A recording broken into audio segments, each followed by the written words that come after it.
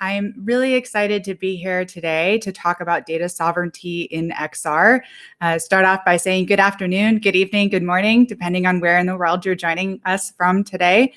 I'm really excited to talk to you today about data rights and provide a couple of different options for frameworks for thinking about how we build immersive applications and think about data and user agency over that information. So let's start right away by jumping into the data portion of that, and let's talk about data.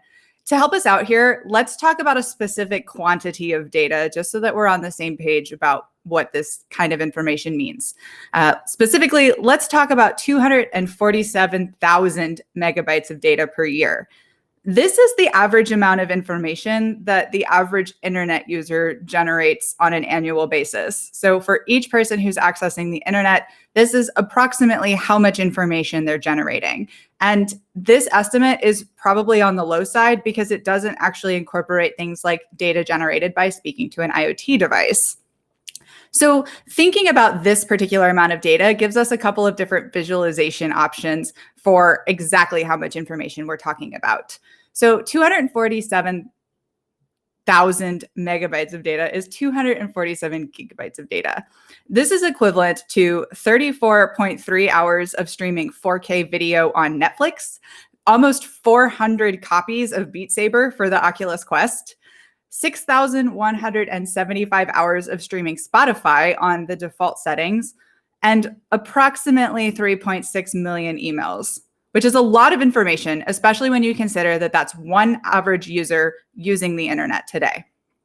Now, data privacy and collection is not an XR-specific problem. This is something that presents itself no matter what types of applications we're building. If we're creating software that's connecting to the internet or being used by an individual, but XR applications present a different set of challenges and considerations for both the types of information that people may be giving up when they're using an experience and how we can create frameworks around that.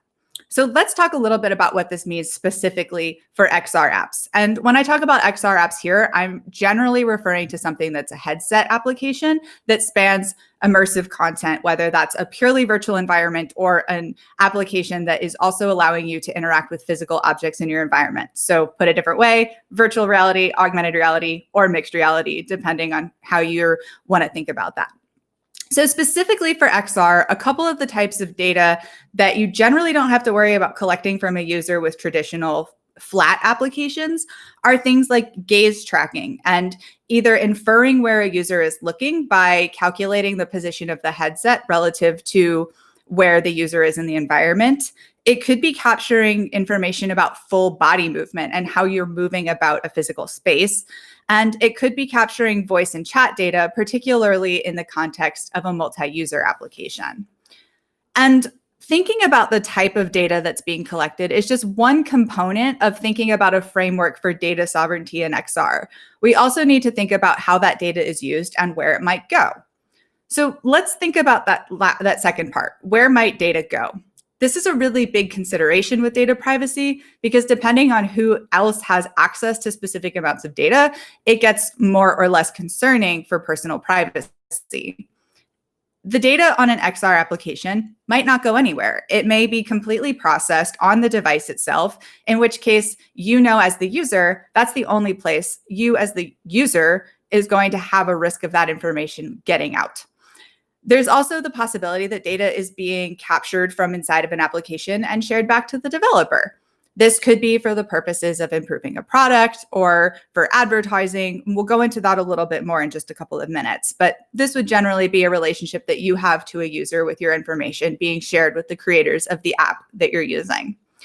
There's also the question of, especially in multi-user experiences, where your data might be going to another person. By the definition of a multi-user experience, you're creating an application where data is going to be shared. But in many cases, it's very difficult or impossible to know what the other user is going to do with that data. So we want to make sure that users have options in terms of what kind of information they're giving out about themselves, whether that's their voice in their chat conversations, whether that's text that they're sharing, whether it's their physical likeness in the form of an avatar. All of these are different types of data that could be shared in a multi-user app.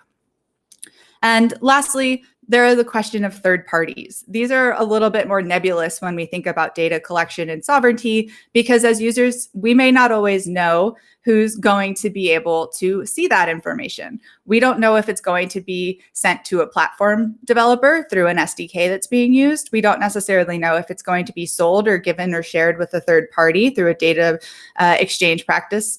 It's a little bit less clear to us as users how that information could be used. And before we go any further, I want to mention this pretty concretely. Data collection alone is not inherently a bad thing, but it's important to know how and why it's being used. So one example specific to XR applications that I want to talk through here is the example of gaze tracking, and specifically heat maps that are generated through gaze tracking. These heat maps are often used in XR analytics to help a developer of an application understand the key points inside the virtual environment or in a physical environment with an augmented reality headset where people are spending most of their time looking around. Now, again, this isn't necessarily a bad thing. It can really help people understand how to improve their applications. But gaze can tell us a lot about an individual. Gaze can tell us what you're interested in by mapping the time that you're spending looking at a specific part of an application. I mentioned that this can be really valuable information to a developer of an app because if you imagine you're building a virtual reality game, if everybody's getting stuck on a specific level, it's really useful to know that nobody's turned around to look at where they need to pull a switch to get through a door. That's really helpful information that gaze mapping can be used to determine for a developer. But it could also be used to figure out things like sexual orientation and preference when you're in a multi-user experience, if you're paying a lot of attention or performing specific actions with your gaze and your head, potentially even subconsciously. It also can determine how your attention changes over time. And taken individually, just knowing this information about a user isn't inherently a bad thing. But when we start to think about the different ways that machine learning algorithms can be used to make decisions based off of this data, it becomes really important for us to have these conversations about data, including these concepts. So a question to kind of consider for yourself: do you know which XR apps that you're using are storing gaze information about you? And honestly, reflect on whether or not you care, because you may not. In an admittedly informal poll on Twitter, 91.7% of respondents said that they don't read all the privacy policies of every VR app that they use. And this is totally reasonable. Privacy policies can be really long and difficult to get through, but this is normally where we get a sense of what types of applications may be sharing different types of personal data. Usually these policies will explain to a user how their information is being collected and used and how it may be shared. From here, we start to think about the different ways that as we're building different applications, we can think about communicating that to different users. Context in data collection is really, really key. I mentioned earlier, there are a lot of really valid reasons that you may need to collect and use a user's information, for example, to improve the product. And as an end user, this could be a use case that you're really comfortable with. You're using the application, you want the developers to be successful and build better products. So this is a value exchange that some users may be comfortable with. Other users, maybe not so much. And this is, again, coming back to that context. Some people will be comfortable with their data being shared for marketing purposes. And there's a lot of nuance in this as well. Who are they selling it to? How nuanced of information are they getting? How personally identifiable could it be? But that's a little bit more of a, maybe that's a warning when they're thinking about how that data is used. And finally, data can be used to manipulate your behaviors by changing the experience to result in a desired action. Now, this is the part where it can get really nebulous, but software has done this in the past before, using users' information to do things like sentiment analysis on their feelings about interacting with their software and changing what they're seeing based on some of that. And it's important to consider, with the immersive nature of XR applications, the potential future ways that this could be done without us knowing when we're inside of these really immersive, very empathy-driven applications. So we have these different categories of data, we have different contexts for data, and we can start to think about how we categorize rights to access this data. This is really a spectrum of how we as developers can think about presenting data collection to users and how we can make decisions in our products about categorizing the data and giving users control over it. So on the far end of the spectrum, we have users with full agency over their data. They know exactly what's being collected. They can opt out of that data collection and still use the service. And it's really clear where it's going, how it's being stored and protected. The next category is maybe the users have some agency over that. Maybe they have categories of data that they can opt out of, or there are some types of data that they can't opt out of having collected, but they're able to understand where that's going and how it's being used. There may be cases where users have very little agency over about the information that's being collected about them. Maybe it's hidden or obscured from them, or you actually have to like file a legal request to get access to that data. And then there's the case where maybe users actually don't have any agency. The data is not protected, or it's not, or you're not even allowed to use the app unless you're voluntarily giving up certain data that could be used without your consent. So again, I'm going to say it again because it's really important. Context is key. There's no one answer that we can think about in our heads when we're developing these products that's going to be the right way for us to handle data about our users, but we can start to think about it in different ways. An example of how we might apply some of these concepts to another XR-specific use case is in the use case of virtual beings, or digital agents that are created to maybe mirror our behaviors or act on our behalf in a virtual environment. We could look at this through two extreme examples. One is a very consent-driven approach. As a user, I can control how my virtual agent acts and looks. I can control everything about the situations that that agent is able to be in, and I have the ability to revoke my permission about that at any time.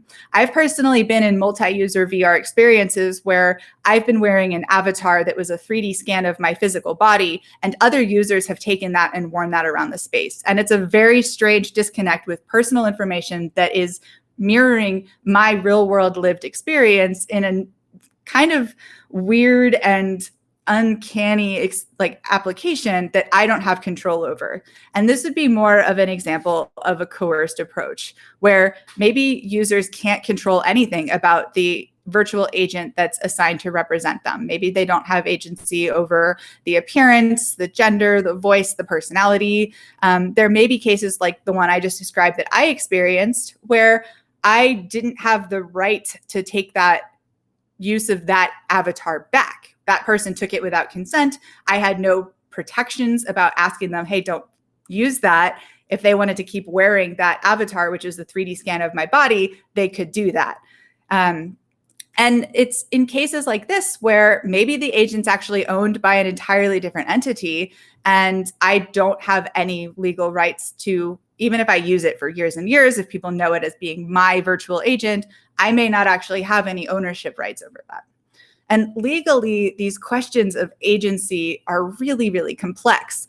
This screenshot's a picture from a VR application where a woman was connecting with a virtual being that was created in the likeness of her deceased daughter. And the interesting use case here is similar to the situation where I've had people use my 3D scanned body as their avatars. The child in this experience was modeled off of a 3D scan of her younger sister. And in a lot of cases, the legal ramifications of using different types of someone's data, their personality, whether it's their body movement or their voice or their physical appearance at a moment in time, that's not covered even in places where there are data privacy laws necessarily. So it's our responsibility as creators and early adopters and advocates for XR technology to design for agency when we're building products. This means incorporating several practices into our product planning lifecycle and our development.